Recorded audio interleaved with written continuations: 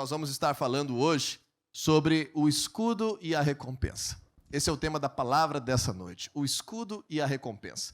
E o que isso significa? Se você quiser ir abrindo a tua Bíblia em Gênesis capítulo 15, versículo 1, vai te localizando aí. Enquanto isso, vá me ouvindo um pouquinho. Quando o Senhor Deus criou a humanidade, quando Deus criou o homem e mulher e determinou que nós crescêssemos, nos multiplicássemos, nos proliferássemos, enchêssemos a terra e estabelecêssemos essa autoridade, esse governo que Ele nos dá, o Senhor declarou de forma detalhada em Gênesis capítulo 2 sobre a atividade humana no versículo 15, quando Ele disse assim, que colocou o homem no jardim do Éden para o cultivar e o guardar. Em Gênesis 2,15 está dizendo assim, que o homem foi colocado no Éden para cultivar e o guardar. E quando a gente pega esses dois verbos, cultivar e guardar, nós podemos traduzir como duas grandes necessidades humanas. Em primeiro lugar, a necessidade de vencer o medo, vencer a insegurança, a necessidade de prevalecer contra todo e qualquer tipo de ameaça, de inimigos, de problemas que fogem da nossa alçada. Guardar, proteger. Pense comigo agora. O que te trouxe a esse lugar a primeira vez? O que te fez buscar a Deus a primeira vez na tua vida? Normalmente, uma dessas duas questões estão latentes como uma necessidade dentro do coração humano. Primeira delas, guardar, proteger, ser livre de uma coisa que nós não estamos conseguindo sozinhos. Um buraco que está faltando, uma lacuna nas nossas vidas, que nós na nossa conversão percebemos que Deus pode apenas resolver isso. E pode ser o medo, pode ser a insegurança, pode ser a tristeza, pode ser a depressão, pode ser a enfermidade, pode ser a insegurança sobre o futuro, sobre a morte, sobre como liderar a sua família, pode ser o nascimento de um filho e não saber como vai fazer agora, pode ser uma crise financeira, pode ser um endividamento. Tantas são as situações das nossas vidas que nos causam essa falta, essa insegurança, que nos causam esse certo medo de não sabermos o dia de amanhã, essa angústia, essa ansiedade, que faz parte da sobrevivência, da vida humana, guardar, proteger, e percebemos que sozinhos nós não conseguimos. Somente com Deus nós podemos, de fato, nos sentirmos seguros, protegidos, livres, felizes, dormirmos tranquilos, quando estamos junto com o nosso Senhor, guardando aquilo que somos e aquilo que temos. A segunda grande área da vida das pessoas que levam a buscar a Deus, a conhecer Jesus, a uma conversão na sua vida, é quando nós precisamos avançar, conquistar e não estamos conseguindo. Estamos sentindo a nossa vida travada, estacionada, estamos sentindo que o nosso casamento está estagnado, está perigando a uma ruptura, estamos percebendo que no trabalho as coisas não vão bem, e isso também nos cansa, nos desgasta, porque o nosso Deus nos fez para sermos producentes, para sermos pessoas que conquistam, que cultivam, que veem fruto do seu trabalho, que têm a alegria de viver. E nesse crescimento, muitos de nós nos voltamos para Deus, encontrando nele promessas, encontrando nele esperança, encontrando nele diretriz para o nosso futuro. Mesmo em dias de guerra, mesmo em dias de crise, mesmo em dias de tensão nos relacionamentos, nós podemos nos aproximar de Deus e enxergar com Ele um futuro melhor, maior e com muitos frutos. Por isso, essas duas são as grandes áreas que as nossas vidas carecem da intervenção de Deus. Defender e conquistar. Proteger e produzir.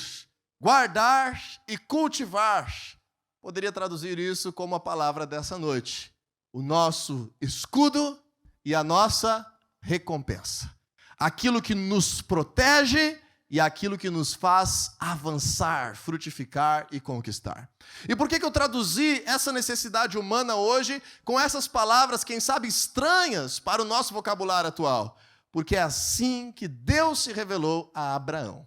E por isso eu gostaria de ler contigo Gênesis capítulo 15, versículo 1, quando diz assim a palavra de Deus: depois dessas coisas, o Senhor falou a Abrão numa visão, e aqui está com um a menos, Abrão, por causa que Abrão teve o seu nome mudado por Deus. Várias vezes eu vou chamar o Abrão de Abraão, entenda isso como sinônimo.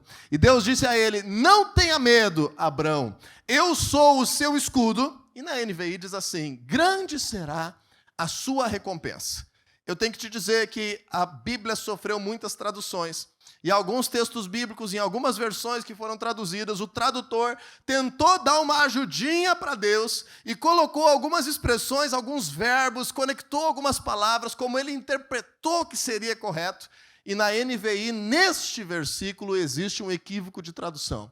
A Bíblia no original hebraico que foi escrita não diz grande será a sua recompensa. Porque quando nós lemos esse versículo assim, parece que Deus está dizendo assim, eu sou o teu escudo, se coloque debaixo de mim e aí você receberá uma recompensa. Então é um negócio.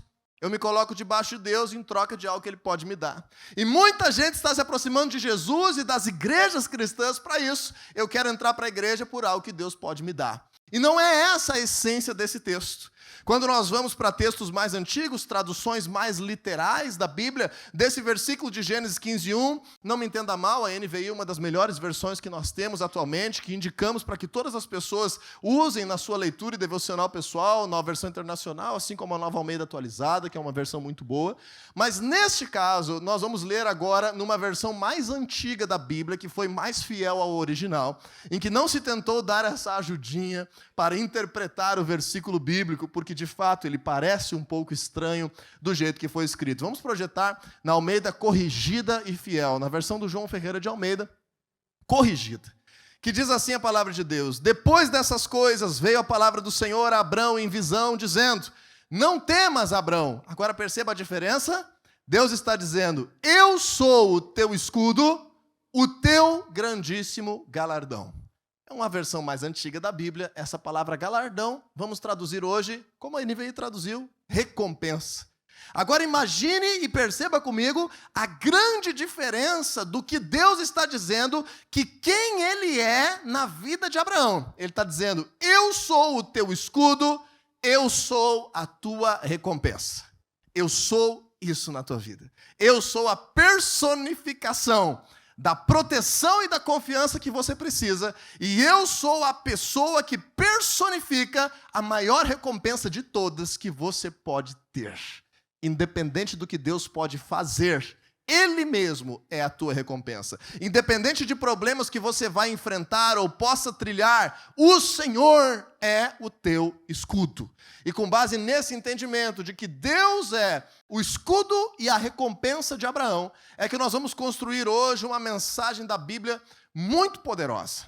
Se você puder fazer algumas anotações, eu vou usar muitos versículos, muitos textos bíblicos, vamos projetar alguns e os principais eu vou pedir para você abrir. Claro, se quiser fazer menção de abrir todos, fique à vontade. Por exemplo, em Gálatas capítulo 3, versículo 29, a palavra de Deus diz assim, se vocês são de Cristo, vocês são descendência de Abraão. Diga aí para quem está perto de ti, você é descendente de Abraão. Talvez você não sabia, mas você é descendente de Abraão. Você vai dizer, ué, mas eu nem judeu sou. Como eu sou descendente de Abraão? Porque a Bíblia diz que se cremos em Jesus, por fé, nós entramos debaixo da linhagem de bênção de Abraão. Nós entramos para dentro da promessa que Deus fez a Abraão, que por meio dele todas as famílias da terra seriam abençoadas. Mais do que isso, em Romanos capítulo 4, versículo 16, o apóstolo Paulo nos explica que não são somente os descendentes de sangue que herdam aquilo que Abraão recebeu de Deus, mas aqueles que têm a mesma fé que Abraão teve. Esses também se conectam à bênção de Deus sobre Abraão. E por que nós vamos falar sobre Abraão hoje? Porque Abraão representa o homem que entendeu a graça antes de qualquer outro. Abraão representa o homem que foi justificado pela fé, o homem que recebeu essa inocência diante de Deus, mesmo com uma natureza pecaminosa, porque creu, e porque creu, foi creditado na conta de Abraão justiça diante de Deus, aprovação diante de Deus, ao ponto de que a Bíblia nos ensina que Abraão foi chamado amigo de Deus. E agora todo o Antigo Testamento, a partir de Gênesis capítulo 12, se desenrola por meio da história do povo de Israel. E quem é o povo de Israel? É o povo gerado geneticamente pelo filho, neto, bisnetos, tataranetos de Abraão. Abraão é o patriarca da nação de Israel. Jesus veio dessa nação. Então Jesus é descendente de sangue de Abraão. E agora todo o Antigo Testamento é formado a partir da relação iniciada, da aliança firmada entre Deus e Abraão. Talvez se você está com a tua Bíblia aberta em Gênesis capítulo 15, você vai ver que no título do capítulo 15 está dizendo assim, a aliança de Deus com Abraão, ou algo parecido com isso. Porque em Gênesis 15 está detalhando como que Deus se comprometeu e firmou a sua palavra e firmou a sua aliança com Abraão. A ponto de que lá em Gênesis 22, Deus faz um juramento, ou seja, mesmo que o povo se corrompesse, mesmo que voltasse atrás, como nós vimos em muitas histórias do Antigo Testamento, que o povo desviou a sua fé, deixou de crer em Deus, Deus jurou que estabeleceria a sua bênção à descendência de Abraão. Então, se nós somos descendentes de Abraão, temos que aprender com esse homem. Como viver com essa fé? Como nos relacionarmos com esse Deus maravilhoso? Como que se Jesus nos conecta a Abraão, o que nós temos a receber de Deus como nosso escudo e como a nossa recompensa? E para isso eu vou precisar da tua atenção, do teu coração voltado para esse texto bíblico e para essa história que nós vamos desenrolar, que em Gênesis 15, 1, esse verso que nós lemos, se você puder ler de novo, ele começa dizendo assim, quando Deus disse, eu sou o teu escudo e tua recompensa, a primeira coisa que Deus afirmou foi o seguinte, depois destas coisas, veio a palavra do Senhor a Abraão. E aí eu te pergunto, depois de que coisas? O que Abraão precisou trilhar, pelo que ele precisou passar, o que ele precisou demonstrar de um coração que veio agora ao encontro dessa promessa e dessa aliança de Deus. E é isso que vai nos conectar a Abraão nessa noite. Quando eu vou te trazer aqui um resumo da caminhada de Abraão com Deus até chegar nesse momento, e que todos nós possamos sair daqui essa noite dizendo, o Senhor é o meu escudo e Ele é a minha recompensa. Quando nós vemos, por exemplo, em Gênesis capítulo 12, se você estiver com a tua Bíblia aí, vai passeando comigo aí. 3 capítulos antes, Gênesis capítulo 12, nós vemos Deus chamando Abraão. Deus falando diretamente a primeira vez com Abraão. E quando Deus faz isso, Abraão morava em uma terra distante de onde é Israel, de onde é a terra prometida, de onde é aquela terra que Deus queria levar ele. Abraão morava em Ur dos Caldeus e depois se mudou para Arã, junto com a sua família, e isso estava dentro de um território da Babilônia. A Babilônia era a região mais desenvolvida na terra, na época de Abraão, depois do dilúvio, isso é 2000 anos antes de Cristo. Porém, na Babilônia, aqueles descendentes já proliferados de Noé se afastaram dos caminhos do Senhor. Começaram a ter perversidade na sua vida, começaram a deixar o seu coração se encher de arrogância. A Torre de Babel nos revela que eles queriam ser livres da orientação de Deus, ir contra a palavra de Deus, ser suficientes em si mesmos, decretar poderio humano. E daquele povo se formou o Império Babilônico, que perdurou por muitos séculos na história. E Abraão estava lá. Inclusive a Bíblia fala que Terá, o pai de Abraão, lá no livro de Josué faz uma menção, que o pai de Abraão era um idólatra a outros deuses. Então, de repente, Deus percebe em Abraão, e existem muitas histórias fora da Bíblia sobre ele, como que ele já cria em Deus, mesmo diferente da sua casa, diferente do seu povo. E Deus diz a ele em Gênesis 12, 1. Vamos abrir lá juntos? Gênesis 12, 1. Que Deus disse a Abraão, sai da tua terra, da tua parentela, do meio dos teus parentes, da casa do seu pai, e vá para a terra que eu lhe mostrarei. Então, a primeira coisa que nós aprendemos com Abraão, nós precisamos purificar o ambiente que nós estamos vivendo. Nós precisamos, muitas vezes, tomar uma decisão de separar a nossa vida de um ambiente pecaminoso, de um ambiente de idolatria, de um ambiente de perversidade que está nos influenciando. Então, logicamente, nós não vamos nos isolar do mundo e virar monges eremitas, mas nós precisamos entender e discernir quais ambientes estão nos influenciando e, se necessário, nós precisamos sair desses ambientes para fortalecer a nossa vida com Deus. Essa é a primeira coisa que nós aprendemos com Abraão. E aí nós vemos que Abraão foi para uma terra desconhecida. E quando você recebe Jesus, é justamente essa proposta. Jesus diz assim para nós em 2 Coríntios capítulo 5, versículo 17, que aquele que está nele, aquele que está em Cristo, é uma nova criatura. As coisas antigas se passaram e vieram coisas novas. E agora nós temos um futuro diferente. daquele que teríamos sem Jesus. Nós temos um futuro novo, inimaginável, que deve ser vivido pela fé. Você está conseguindo entender isso? Abraão saiu da Babilônia para uma terra desconhecida. Ele foi para uma terra que ele nunca havia estado. Lá em Hebreus capítulo 11, versículo 8, fala que Abraão se deslocou da Babilônia, de Ur dos Caldeus, para Canaã, pela fé, sem saber para onde estava indo. Indo porque creu na palavra e na orientação de Deus. E esse é o primeiro grande erro dos cristãos. Muitas vezes nós queremos colocar a nossa opinião competindo com a palavra de Deus e resistimos às mudanças nas nossas vidas. Será que poderemos dizer que o Senhor de fato é o nosso escudo e a nossa recompensa? Abraão teve que fazer isso. Ele teve que separar a sua vida para um ambiente que Deus estava direcionando ele. Em segundo lugar, nós vemos na palavra de Deus que essas coisas que aconteceram com Abraão, por exemplo, foram ligadas a uma promessa que Deus fez para ele. Lá no versículo 2 de Gênesis 12, diz assim: farei de você um grande povo e o abençoarei. Tornarei famoso o seu nome e você será uma bênção. Deus começou a se revelar como Deus que seria a própria recompensa de Abraão. Numa terra desconhecida, sem saber o que estava pela frente, o Senhor disse: Abraão, creia em mim e você será uma bênção, você será famoso, você crescerá, você viverá uma vida abundante, uma recompensa que tu não imagina está pela frente quando você anda pela fé. E ainda no versículo 3, o Senhor diz a ele assim: abençoarei os que o abençoarem, e amaldiçoarei os que o amaldiçoarem. O Senhor se revelando como o escudo de Abraão, a fonte de proteção de Abraão. E ele diz ainda no final da promessa: e por meio de você, todos os povos da terra serão abençoados. O que nós vemos na palavra de Deus? O próximo versículo na tua Bíblia está dizendo assim: Abraão partiu de lá. Abraão obedeceu, ele saiu dessa terra, ele creu na promessa de Deus e ele se deslocou. Porém, Abraão fez algo, que ele levou consigo o seu sobrinho chamado Ló. Abraão levou Ló consigo, que era o seu sobrinho. Então guarda esses dois nomes, Abraão e Ló. E em Gênesis capítulo 13, nós percebemos que Abraão, mesmo que estava com a sua família, estava com Ló, que era seu parente.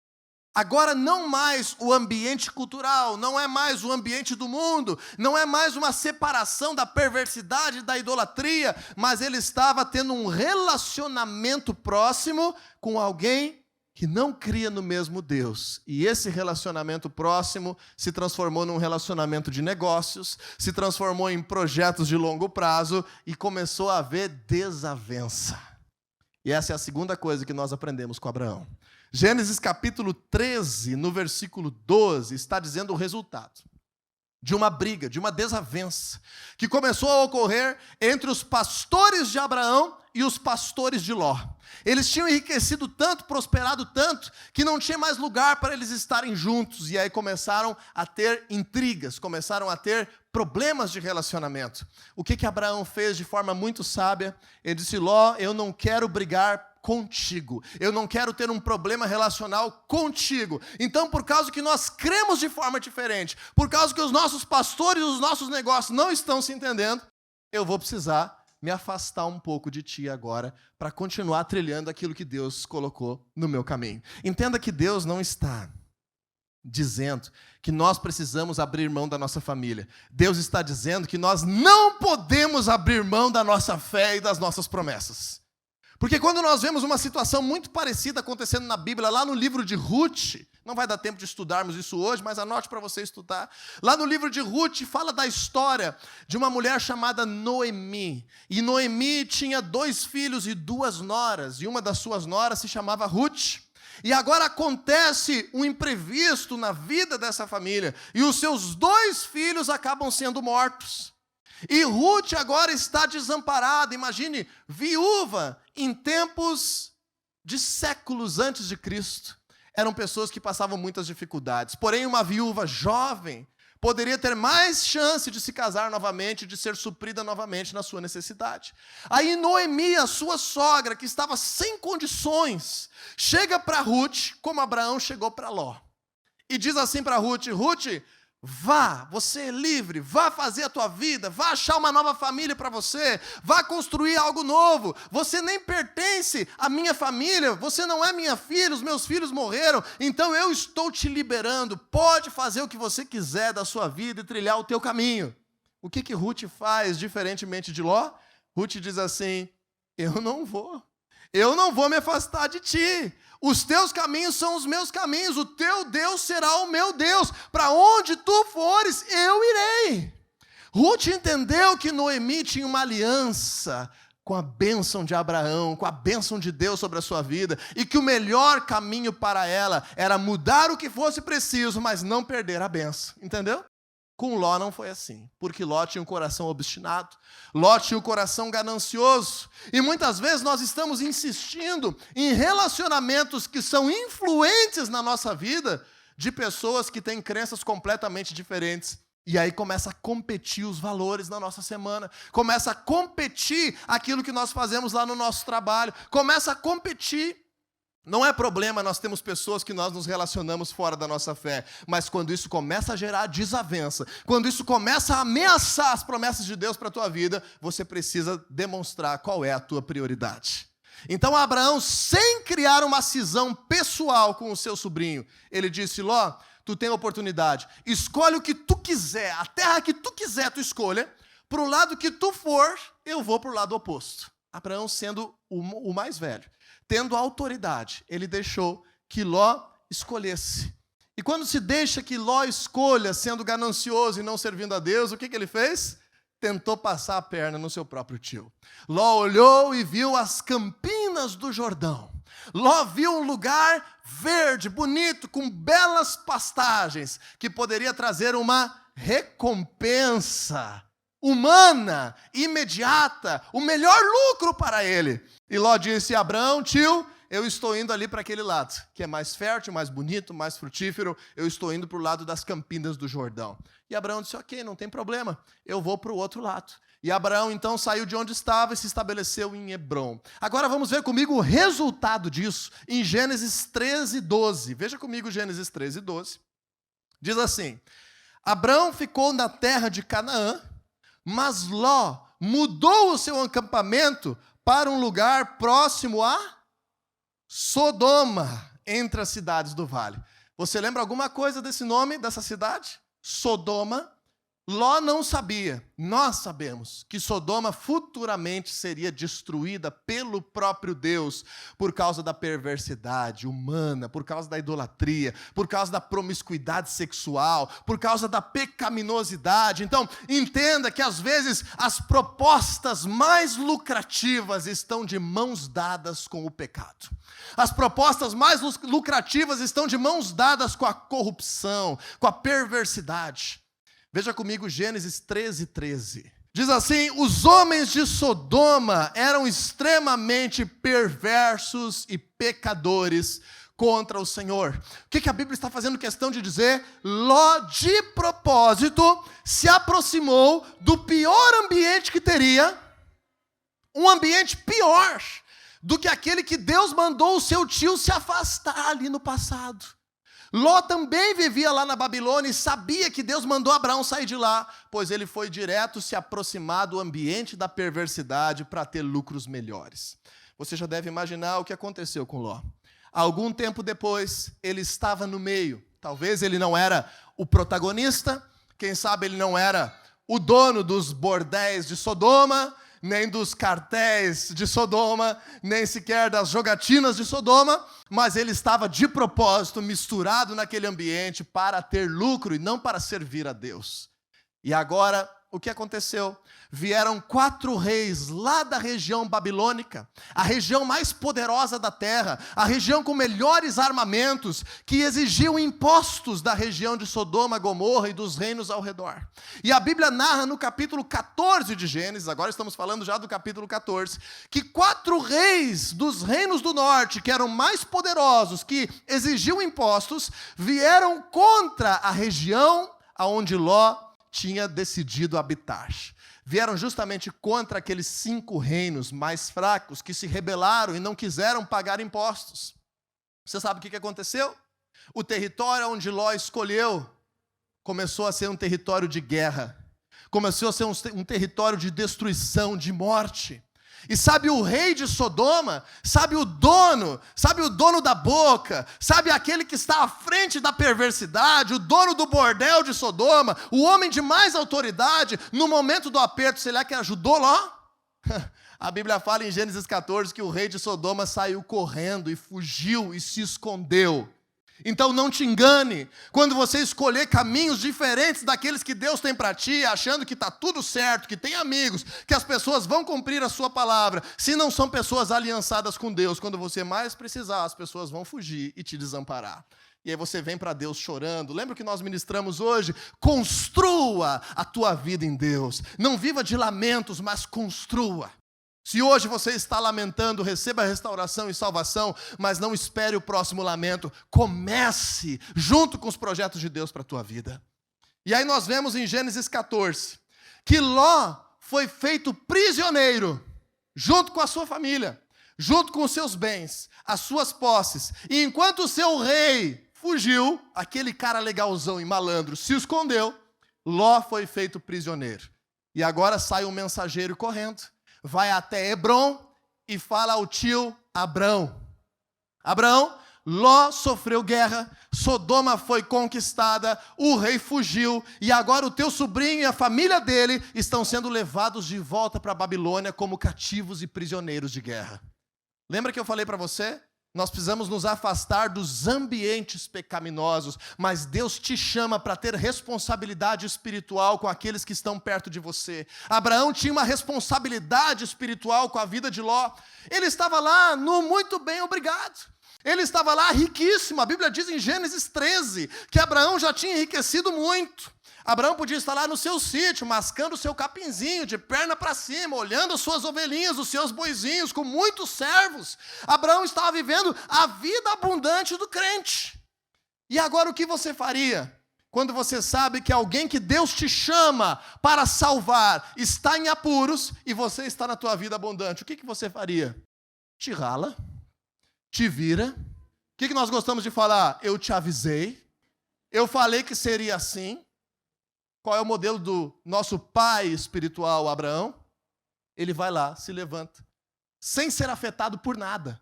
Hebrom não entrou em guerra, ele não perdeu 1 centímetro daquilo que ele tinha. Mas ele reúne 318 homens valentes, treinados na sua casa, ligados aos seus amigos agora esses verdadeiros, lá na terra de Hebrom, que significa a terra da aliança, a terra dos relacionamentos. Abraão conseguiu, junto aos seus amigos, aqueles que de fato não fugiram no dia difícil, 318 homens capazes, junto aos servos da sua casa, para ir em busca daquele com quem Deus colocou nele responsabilidade de salvar a sua vida. Entenda, quando você lê na Bíblia, Gênesis capítulo 14, parece que Abraão reuniu 318 homens aqui e foi ali na esquina lutar contra 4 reis. É isso mesmo que você ouviu. Abraão se levantou com 318 homens para lutar contra 4 reis e os seus exércitos e os seus armamentos. E agora eles estavam voltando para a Babilônia e já estavam longe. Imagine que nós estamos falando de centenas de quilômetros até o mensageiro chegar até Hebrom. E agora, num tempo em que não havia facilidade de comunicação, Abraão sai em velocidade para perseguir os 4 reis vencedores de Sodoma, Gomorra e os povos do sul. E Abraão anda 360 quilômetros com o seu exército de 318 homens treinados. Sem carro, sem recurso, sem tecnologia que nós temos hoje.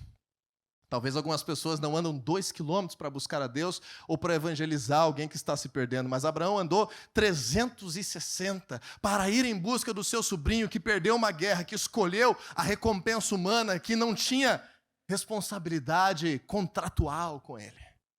E Abraão agora vai até lá. E com 318 homens, em Gênesis 14, a Bíblia narra que ele ataca de forma sábia. que Deus dá uma direção para ele, que ele divide os seus 318 homens em pequenos grupos, e eles surpreendem aqueles 4 reis e seus exércitos, e milagrosamente Abrão derrota, com 318 homens, 4 reis e seus exércitos na terra de Dan, lá ao norte de Israel, e os perseguiu até Damasco, ainda saiu correndo 100 quilômetros atrás deles, até Damasco, onde hoje é a Síria, perseguindo-os e despojando-os. Então Abraão começa a voltar de lá. Com quem debaixo do braço? Ló, sua família, seus bens, tudo aquilo que tinha sido roubado pelo inimigo. E Abraão está voltando agora. Foi lá e comprou a briga que não tinha a ver com o seu bem-estar, mas que tinha a ver com o projeto de Deus, que tinha a ver com a responsabilidade por aqueles que ele amava. Comprou a briga e está voltando à sua casa. E agora veja comigo. Gênesis capítulo 14, versículo 17. Diz assim a palavra de Deus: voltando Abraão da vitória sobre Quedorlaomer e sobre os reis que a ele se haviam aliado, olha quem é que apareceu no caminho. O rei de Sodoma, aquele malandrão, fujão, para não dizer outra coisa, foi ao seu encontro no vale de Savé, isto é, o vale do rei. Depois que Abraão venceu, quem é que se aproxima? Os amigos da farra, os amigos da curtição, os amigos da malandragem, aqueles que fogem na hora do problema e se aproximam na hora da bonança. O rei de Sodoma chega, e vamos pular alguns versículos em Gênesis 14, 21. Diz assim: o rei de Sodoma disse a Abraão: dê-me as pessoas e pode ficar com os bens. Então veja que interessante. Esse rei que agora nem é mais rei, que é vencido, que é humilhado, que fugiu, ele agora vem a Abraão e diz: olha, me dá as pessoas para eu continuar sendo rei. Não se importe com as pessoas e eu vou te dar recompensa. Deixa eu te dizer, sodomita é o apelido bíblico para a cultura das trevas. Sodoma representa o projeto das trevas. Sodoma representa as obras do diabo. Sodoma representa a aliança com o mal. Sabe o que Satanás faz quando você vence? Sabe o que Satanás faz quando você vence? Traz uma tentação para que, dizendo assim para você: não se importe com as pessoas, deixe as pessoas comigo e eu ainda vou te fazer prosperar, enriquecer e ter muitas coisas materiais na tua vida. E muitos cristãos acabam caindo nessa mentira do diabo. Quando Satanás faz uma proposta para que pareça que você foi o herói, para que pareça que não foi Deus que te fez vencer, para que pareça que você é o mais capaz, junto com os teus 318, para vencer a pior guerra do mundo. E isso é uma das coisas que nós mais vemos acontecer no cristianismo. Pessoas se aproximarem de Deus, pessoas irem à célula, pessoas orarem, pessoas se aproximarem da igreja, pessoas se voltarem para Deus no dia do desespero. E quando o Senhor é o seu escudo, as protege e as faz vencer, Satanás vem com uma proposta e dá uma recompensa melhor. E as pessoas trocam o seu Deus facilmente. Mas Abraão nos ensina no versículo 22, ele respondeu ao rei de Sodoma: de mãos levantadas ao Senhor, o Deus Altíssimo, Criador dos céus e da terra, eu juro que não aceitarei nada do que lhe pertence, nem mesmo um cordão ou uma correia de sandália, para que você jamais venha dizer: eu enriqueci Abraão. Jamais permita ter riquezas ilícitas na tua vida. Jamais permita que Satanás tenha posse espiritual daquilo que você conseguiu conquistar de forma material, porque a tua alma está em jogo. A bênção de Deus sobre a tua vida está em jogo. Então agora, se Sodoma representa o reino das trevas, se Sodoma é aquela ameaça que faz você achar que você foi bom, que talvez por acaso você orou no momento de fragilidade, mas agora, uau, eu consegui vencer, eu sou o vencedor. Se Sodoma diz isso para você, Abraão teve um outro encontro no caminho. Vamos ver Gênesis capítulo 14, versículo 18, quando se aproxima uma outra figura de autoridade, um outro rei de Abraão. Diz assim: então Melquisedeque, fala comigo, Melquisedeque. Muito bem, uma palavra difícil de pronunciar, grave esse nome. Melquisedeque, rei de Salém e sacerdote do Deus Altíssimo. Entenda comigo aqui, ele era rei de Salém e sacerdote do Deus Altíssimo. Quando a Bíblia fala Deus Altíssimo, ela está falando sobre o Senhor como soberano rei. O nosso Deus como rei dos reis, o nosso Deus como maior autoridade. Então esse Melquisedeque representava um rei mais poderoso do que ele, que era o Deus Altíssimo, o El Elyon. E aí então Melquisedeque trouxe pão e vinho e abençoou Abrão, dizendo: bendito seja Abrão pelo Deus Altíssimo, Criador dos céus e da terra. E agora perceba o que Melquisedeque diz: e bendito seja o Deus Altíssimo, que entregou os seus inimigos nas suas mãos. O que Melquisedeque afirma? Não foi tu, Abraão, que conseguiu essa vitória. Não foi tu que é o super-herói. Tu não é o Batman de 2000 anos antes de Cristo, nem o Superman. Abraão, tu só conseguiu essa vitória porque o Deus Altíssimo estava contigo.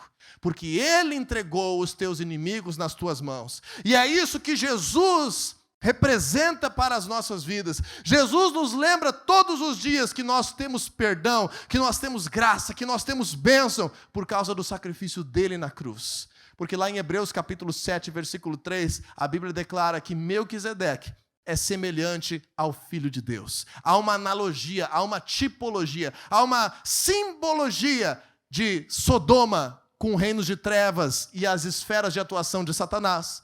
E há uma simbologia bíblica com Melquisedeque e um reino de paz e justiça e a figura do Senhor Jesus Cristo. Leia com outros olhos comigo agora, versículo 18. O que Melquisedeque trouxe a Abraão, representando Deus, propondo uma aliança? O que ele trouxe? Ele trouxe pão e vinho.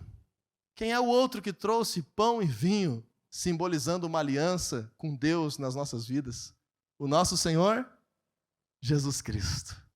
Então, Melquisedeque, ao invés de fazer uma negociata com Abraão, ao invés de propor um toma lá da cá com Abraão, ao invés de dizer, olha, me dá isso e eu fico com aquilo, ele trouxe uma proposta de aliança. Ele trouxe uma palavra de bênção, representando Deus, dizendo, Deus está querendo fazer uma aliança contigo. Era uma das formas de fazer uma aliança, era fazendo uma refeição juntos. Era recebendo pão e vinho. Abraão não aceitou, graças a Deus, a aliança com Sodoma, mas Abraão aceitou a aliança com Melquisedeque. Abraão correspondeu a essa aliança. Abraão disse, o Senhor é meu escudo, o Senhor é a minha recompensa. Sabe como que ele disse? Não foi com palavras que ele disse. Ele disse por meio do versículo 20, quando ao final dessa bênção, em resposta a essa aliança, reconhecendo que foi por Deus e que se fosse pelo braço dele, ele seria mais um Ló nesse mundo, Abraão lhe deu o dízimo de tudo. Essa é a primeira ocorrência da palavra dízimo na Bíblia. Essa é a primeira vez que vem o conceito de dízimo na Bíblia. Deus não exigiu, não estava dentro da lei, não é algo que a igreja inventou lá depois da ressurreição de Cristo, mas a fé do patriarca Abraão nos ensina que a nossa devolução a essa proposta de aliança é nos associarmos àquilo que nós temos de forma material também àquilo que está ligado à bênção do nosso Deus. Como resposta a essa aliança, Abraão escolheu dizer, o Senhor é que me deu isso, isso pertence a Ele. Os despojos de guerra pertencem a Ele. O dízimo de tudo isso, o louvor de tudo isso, a glória de tudo isso pertence a Ele. Quando falamos de dízimo, biblicamente, estamos falando de tributação. Quando falamos de dízimo, estamos falando de pertencimento a um reino. Os israelitas tinham que pagar 20% ao faraó do Egito quando estavam escravizados. Quando falamos em dízimo, estamos falando de aliança. E até os dias de hoje, as pessoas não gostam de falar de dízimo nas igrejas, por causa que existiram algumas lideranças cristãs que deturparam, que sujaram, que mancharam, que corromperam as finanças do cristianismo. Mas a palavra de Deus nos ensina, e esse princípio é refletido na nossa vida hoje. Imagine agora comigo. A pessoa que te paga, você tem uma aliança com ela. Se você é um prestador de serviço, a pessoa que te paga, você tem uma aliança com ela. Se você é um empregado contratado, a pessoa que te paga, você tem uma aliança com ela. Dízimo, dinheiro, honorários, recompensas financeiras envolvem um compromisso. Quando você se associa a um clube, por exemplo, aquático, você vai pagar uma mensalidade e vai te tornar aliançado. Quando você se associa a um clube de futebol, se você faz isso hoje, está investindo no lugar errado, os nossos clubes não estão muito bem. Mas você vai estar se sentindo parte porque você contribui financeiramente. E a finança faz uma aliança. Quando você tem, por exemplo, um contrato com uma empresa de plano de saúde, você simplesmente assinar o contrato não te dá direito a usufruir do plano de saúde. Você precisa se associar financeiramente. Por causa disso, as nossas finanças representam a parte dos nossos bens e dos nossos recursos materiais que correspondem e que afirmam que temos uma aliança com Deus. E quando Abraão fez isso, algo aconteceu. Já disse em Malaquias 3:10, que quando nós dizimamos, as comportas do céu se abrem, recompensa do céu sobre as nossas vidas. E quando nós dizimamos, o Senhor impede as pragas, proteção de Deus sobre as nossas vidas. Quando nós negamos essa aliança financeira com Deus, nós não estamos debaixo de uma proteção de Deus na nossa vida financeira e nem de recompensas espirituais sobre a nossa vida financeira. Mas, pastor, eu estou debaixo da graça? Logicamente que está. Jesus morreu pelas tuas enfermidades. Sim, isso quer dizer que você não fica doente mais? Jesus morreu para que a tua família fosse abençoada. Sim, quer dizer que você nunca mais teve uma discussão dentro da tua casa? Nós precisamos ativar cada um dos recursos da graça. E a bênção sobre a nossa vida financeira está ligada à nossa declaração física de que o Senhor tem um compromisso conosco, que nós temos um compromisso com Ele de forma financeira. E prosseguindo na nossa análise do que levou Abraão a esse momento, nós chegamos a essa situação com Melquisedeque, em que Abraão escolheu a bênção. E agora eu quero te falar uma coisa muito interessante. A bênção do Senhor é insubstituível. A bênção do Senhor traz prosperidade e ela é insubstituível. Não queira substituir a bênção de Deus por prazeres desse mundo, por alianças deste mundo, pela tua administração financeira. Nada substitui a bênção de Deus nas nossas vidas. Provérbios 10:22 diz que a bênção do Senhor traz prosperidade e nenhum esforço humano pode substituí-la. Então entenda que Abraão estava diante de uma escolha: ou ganhar muitas recompensas materiais e ter uma aliança verbal com Sodoma, ou ganhar a recompensa eterna, a aliança com Deus na sua vida, para inclusive as suas futuras gerações, e ter uma aliança com Melquisedeque. Abraão escolheu uma aliança com Deus, por meio desse ato de Melquisedeque. Então, a partir disso, você agora tem um contexto para nós, de fato, falarmos sobre o escudo e a recompensa de Gênesis 15. Quando a Bíblia fala novamente, vamos ler de novo, Gênesis 15:1. Depois destas coisas, e agora eu te digo, que coisas? Essas que nós relatamos até o momento. Veio a palavra do Senhor a Abraão em visão, dizendo: Abraão, não temas, eu sou o teu escudo e a tua grandiosa recompensa. Então, quando nós entendemos isso, eu quero ir para a parte final dessa ministração, te falando sobre um verso bíblico para cada um desses atributos. Primeiro, para que Deus seja o teu escudo. Agora eu te convido, abra a tua Bíblia comigo, em Provérbios capítulo 3, versículo 5. Provérbios capítulo 3, versículo 5. Como traduzir de que Deus tenha autoridade e liberdade para ser a fonte de proteção, de cuidado, de segurança na tua vida. E esse é o grande mal do século.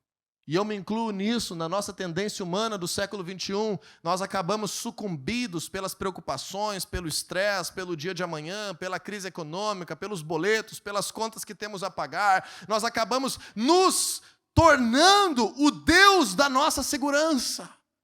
E a palavra de Deus diz em Provérbios capítulo 3, versículo 5, confie no Senhor de todo o seu coração e não se apoie em seu próprio entendimento. Você confia no Senhor de todo o teu coração? Reflita comigo por um instante. O que significa confiar no Senhor de todo o teu coração? Se Ele trazer um conselho sobre a tua vida, mesmo que você nunca tenha feito, mesmo que você nunca tenha ido lá, mesmo que você nunca tenha experimentado este caminho, confie na sua palavra acima da tua opinião. Nós, como cristãos, somos gerados por Deus num espírito criativo, num espírito de excelência, num espírito de beleza. Você sabia disso? Quando a pessoa se converte, ela fica mais bonita.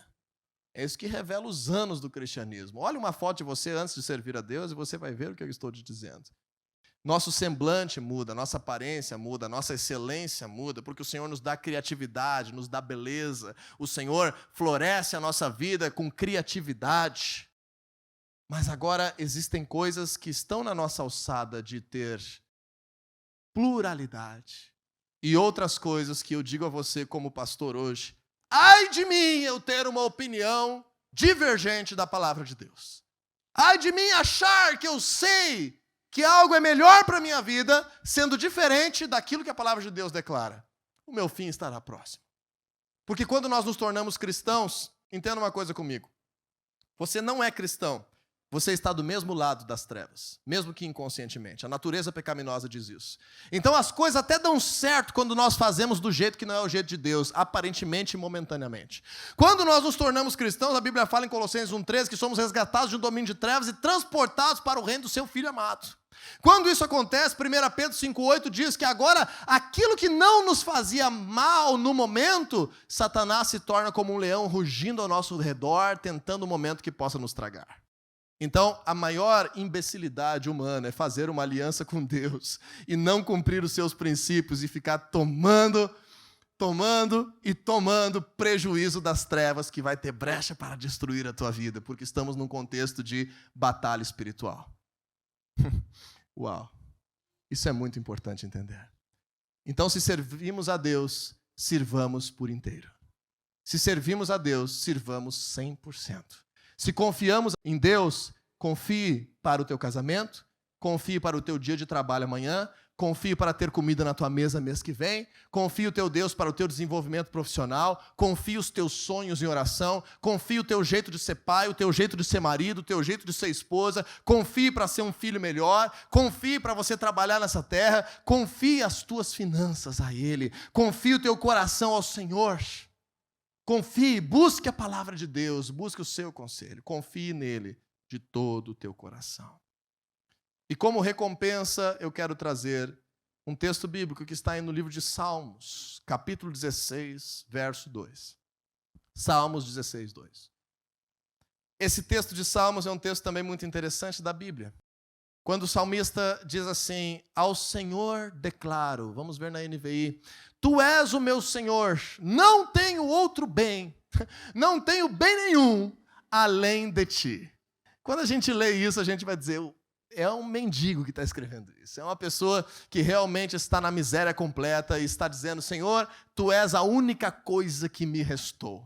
Mas esse salmo está mal traduzido dessa forma, mais uma vez. Hoje estamos pegando alguns textos com problema de tradução ao português.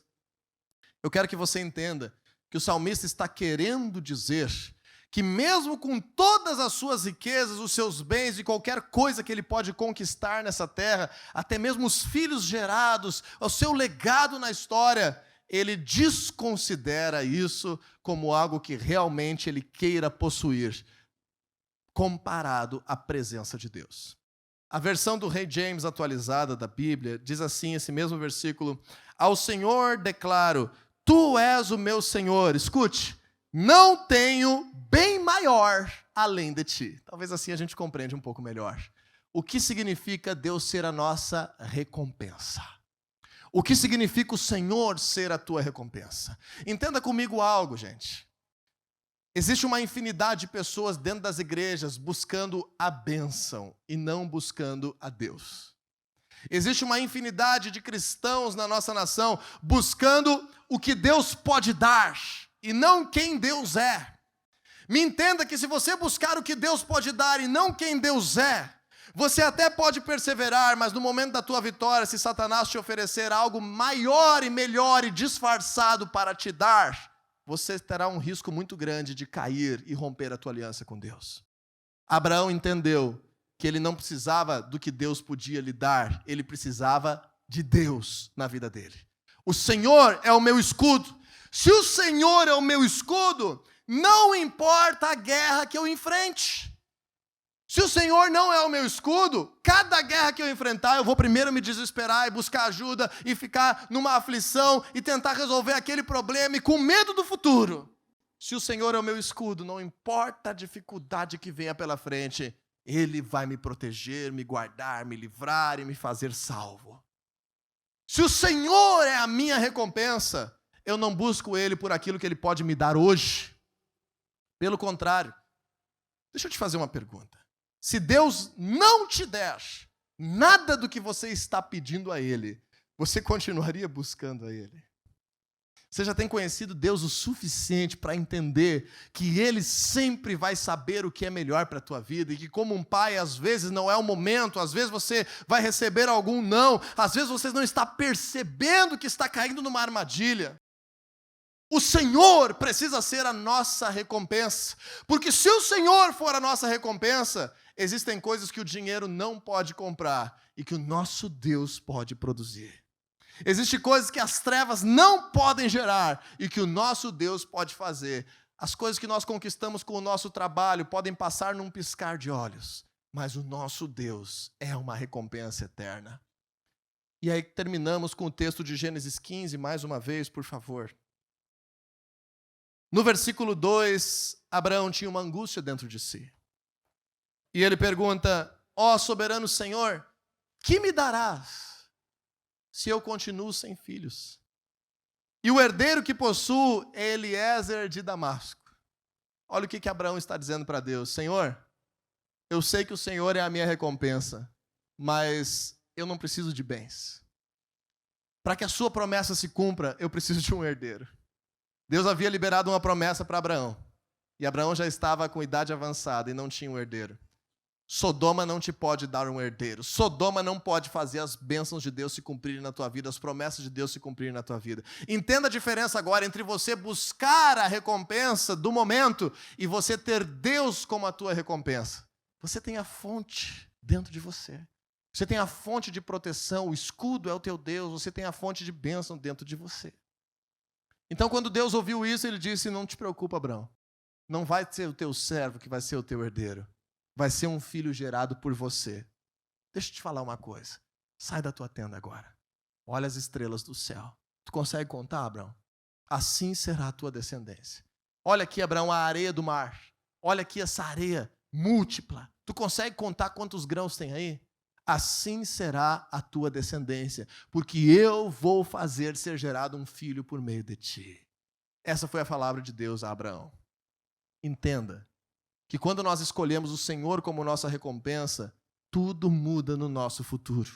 E nós não vivemos mais para o agora, mas aquilo que Deus começou na tua vida vai continuar tocando muitas pessoas, vai continuar pelos teus filhos, pelos teus netos e por toda a história do cristianismo, se nós pudermos dizer que temos a fé de Abraão, que o Senhor é o nosso escudo e a nossa recompensa.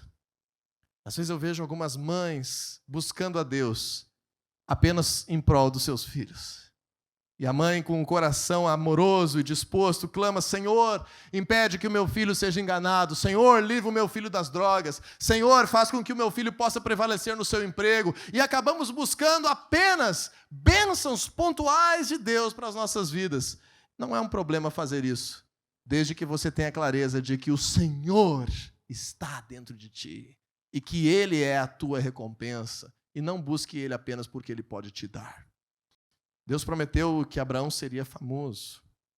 Então eu te digo, um cristão, ele pode ter infinitas recompensas, riquezas, fama, prosperidade, desde que ele saiba estar satisfeito com Deus, se ele não estivesse com nada disso. O apóstolo Paulo nos fala em Filipenses capítulo 4, eu sei o que é ter um banquete, eu sei o que é passar fome. Eu sei o que é viver em liberdade, eu sei o que é viver acorrentado. Eu sei o que é estar bem vestido e eu sei o que é estar envergonhado pela nudez. Tudo eu posso naquele que me fortalece. Todas as coisas são possíveis. Então não é problema você desejar ter prosperidade na tua vida, desde que Deus esteja acima disso. O problema é quando nós barganhamos com o nosso cristianismo, achamos que estamos fazendo negócio com Sodoma. Assim como tem tantas pessoas cegadas por aí nas esquinas, oferecendo animais mortos, sacrifícios, oferecendo oferendas a entidades demoníacas, para estar tendo um benefício de uma recompensa humana e perdendo a sua alma. O Senhor, teu Deus, é o teu escudo e a tua recompensa. Saia da terra que for preciso, do ambiente que for preciso. Mantenha a tua fé como prioridade, mesmo acima de relacionamentos. Mantenha a tua promessa como prioridade na tua vida. Faça um esforço e compre a briga por aqueles que Deus coloca no teu coração a missão de salvar a sua vida, mesmo que isso não interfira na realidade que você está vivendo. Tenha amigos de verdade que não vão fugir na hora do aperto, mas que vão te ajudar a batalhar as tuas guerras junto contigo. Escolha o lugar da aliança e não o lugar da recompensa imediata. Não mergulhe em ambientes de pecaminosidade, não ande na beira do precipício. Não seja um Ló dentro da igreja do Senhor Jesus. Escolha fazer a aliança de Abraão. Escolha receber bênção. Escolha dar o tributo a Deus. Senhor, seja o teu escudo e a tua recompensa em nome de Jesus.